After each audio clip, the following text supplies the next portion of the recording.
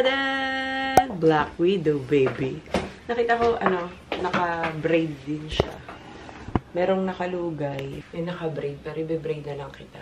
Tulala, hirap na hirap sa costume niya. Dito na sa snake ko. Masakit? Nacho-choke. Parang nacho-choke ka. Pagka nainita ka, open mo. Pwede mo naman siya tanggalin. Huwag lang masyado mababa. Black Widow. So, hindi na siya Hunger Games dahil wala kaming arrow and bow. Comic book nga lang si Black Widow. Eh, sabi ni Ayi, pwede naman daw. Sabi mo, pwede ha? Kaya rin natin. Diba last time that I had a listing, si Tawo, Manga. Manga. So, in-accept naman. May superhero din dati. I'm not sure. Kung may superhero before. I'm not sure. Hala, malulubat ako. All I could remember is Mga Wednesday, Demon Slayer, The Princesses. Kung nagsabi. Yan. Naka-brush up kasi yun.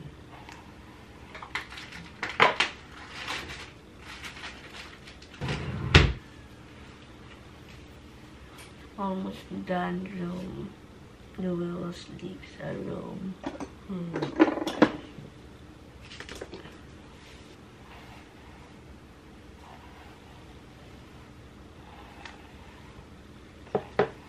Di ako kasi marunong mag-braid eh. Kasi hindi marunong namin yung mag-braid. It's not. Try mo. Aralin mo. Baka mas I tried multiple times. Sa hair ni Louie? Ayaw. Ayaw niya.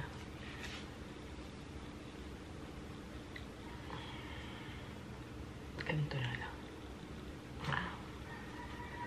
I'm sorry.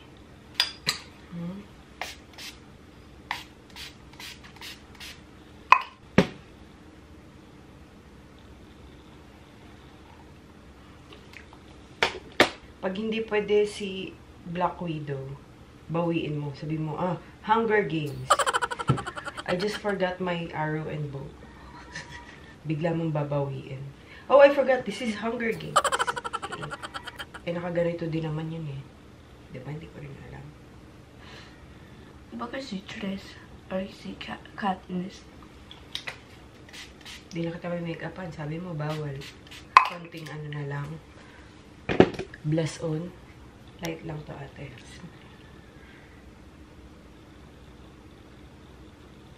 Dala ka ng PE ha, if ever mahirapan ka dyan. Okay. Kung tapos naman na, pwede ka na magpalit. Dahil struggle yan. Mahirap yung suot mo. May sugot ka dyan? Kinutkot mo, huwag kang magkukutkot ng face, ate. Other people wear this. I can read them. Vanilla milkshake from Fresh Philippines. Nag-deodorant ka? Sure ka, ha? You're choking. Yes. Oh. I'm done there. Yeah. Pack! Bang, bang. Ano to? Can you bring extra bag? Para? Costumes. Yeah. Ayun, dali mo yan. May gums yan, tita ko.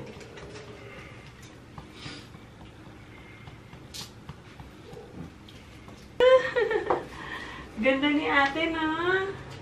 It's so pretty, ate. Hi! Kakain ka na. Bang, bang into the room. I know you want. Bye, Black Widow. Gano'n ka nga? Arte ka nga? Sino ka? Black Widow. Picturean kita.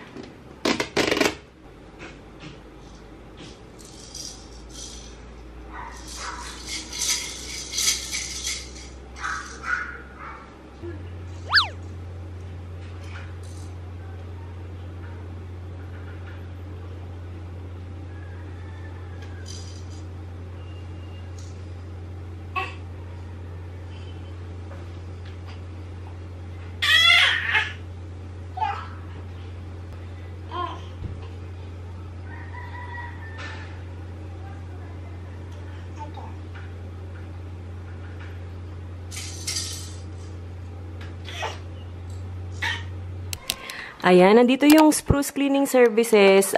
Pinapaano ko, nakafocus lang sila ngayon dito sa kwarto nila Ayi kasi post-construction cleaning yan ate, no? Another party, another Friday night, another talk that might turn into a fight. Too many faces you only see online. Too many cases of faking by design. Wake up every morning just to go right back to sleep. Text everyone you already know you'll never meet. Dance alone around your room and get down to the beat. Wanna change the world 20. Ayan, ipa-fog yung tawag dyan ate. Ipa-fog na nila. Para saan ulit yung ano, pag-fog ate? Disinfect po mo. Disinfection. Para po pagpatay na po ng mga viruses.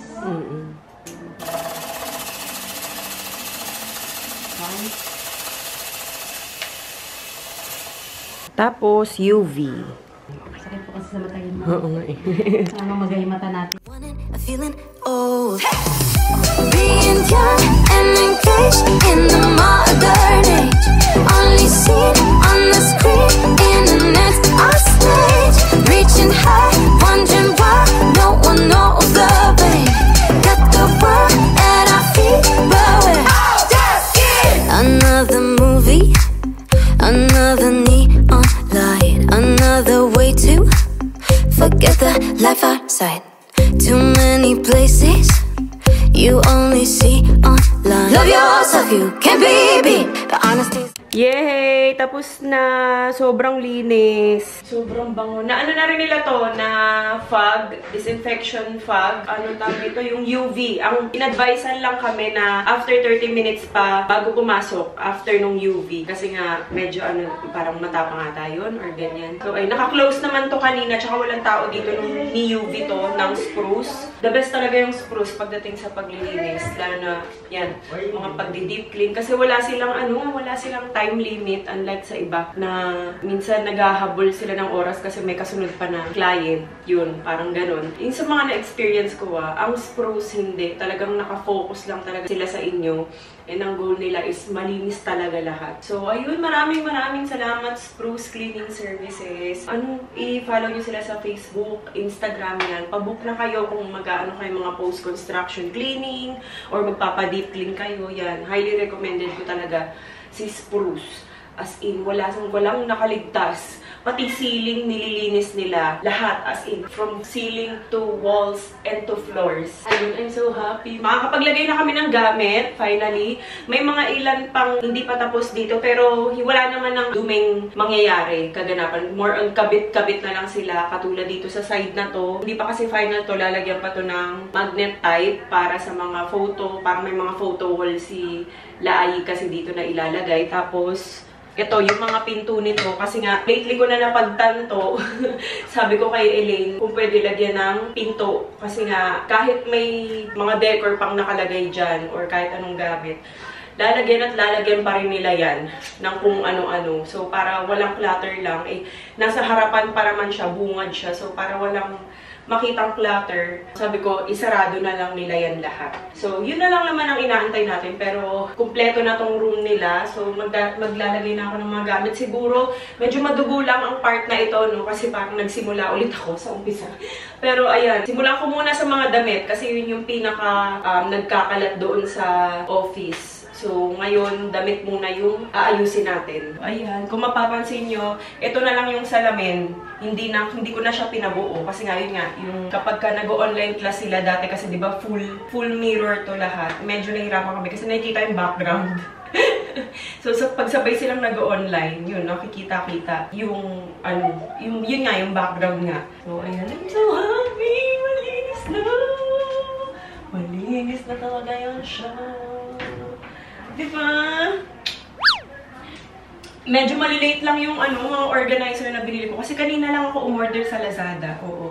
Kasi, di ba, sobrang nabusy din kami this past few weeks. Gawa nga nung inasikaso din namin yung binyag tsaka birthday ni Oli. So, nawala sa isip kong bumili ng mga organizer. Dahil nga, nadagdagan na yung mga drawers, ganyan, tsaka cabinet. Mas maganda pa rin talagang may mga organizer. Mga bin, Ganyan, para hindi siya halo-halo, hindi siya kalat-kalat. Pati yung sa mga bra ni Ate Ayi, yan, kailangan ko ng organizer. So, sana dumating siya agad para ano. Pero ngayon, ilalagay ko na siya. Para pagdating nung mga organizer, i-organize ko na lang siya. Ang gulo. Ayan, nalagay na ni Daddy Al lahat ng mga damit nila dito. Yung wala na lang is, yan. Yung mga, diba? Ang gulo, diba? Grabe, diba? Kawawa naman yung kwarto ni Oli. Pero, ito na lang yung kulang. Ihuhuli ko na yan. I only came over 'cause all my friends said I should get out more.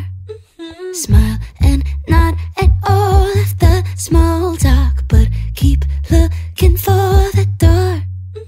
Then cut to you, cross the room in your vintage Levi's. What do I do with this view? Wait, hold up, is this a meet cute? Oh my god, like Rachel McAdams in the Notebook, 'cause I keep on staring and the whole world stops.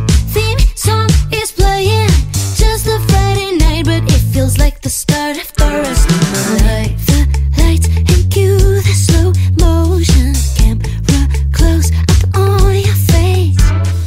It's almost a little too perfect. Heartbeat starts picking at base. Then cut to me, and I see our whole life together. What? Don't blame me, just a dream. Oh, this is absolutely a meet cute. Oh my god, like Rachel McAdams in the Notebook, 'cause I keep on staring and the whole world stops. Theme song is playing, just a Friday night, but it feels like the start of the rest of my life. Oh my god. Oh my god. Subtle smile and walk into words I like your eyes on my own. I took you, this is it, I'm done. It's over. Go ahead, tell everybody we won't talk for hours and hours. You'll always surprise me with flowers. This is it. Ayan guys, natapos na ako kay Ayi. Tinapos ko na lahat muna nung kay Ayi. Kasi anong oras na? Alas 12 na. Kaya tutuloy ko na lang ito bukas. And tulog na rin si Ate Ayi. Kaya, may pasok pa yan. So, ganyan pala yung nagagawa ko. Pero, yung space ko ngayon sa cabinet, mas madami na compared before. May mga organizer lang akong bibilhin pa. Inaantay ko pala. Na-order ko na siya sa Lazada para sa mga underwear, ganyan. Para hindi sila sama-sama. Tsaka para mas maayos. Pati, lalo sa medyas ni Ate Ayi. Yan, pati ito. Ito lang naman kasi yung shorts ni Ate Ayi na mga pang-alis. Pero bala ko ilagay siya sa acrylic beam para hindi siya magugulo ng ano. Malamang kasi pag ganyan lang, magugulo yan. In fairness, may space pa ako kahit pa paano. Andito lang yung mga pambahay tsaka pantulog ni Ate Ayi. Tapos dito sa baba, ayan, ano to, mga shorts. Yan, shorts pambahay, jogging pants. Yung mga, sa mga Uniqlo yan, yung mga trouser ba tawag dyan? Di ko alam, basta yun. Para mga pants na pambahay. Tapos ito lang naman yung leggings niya. Ayan. Pero may binili nga ako sa Lazada din na parang pang-divide dito.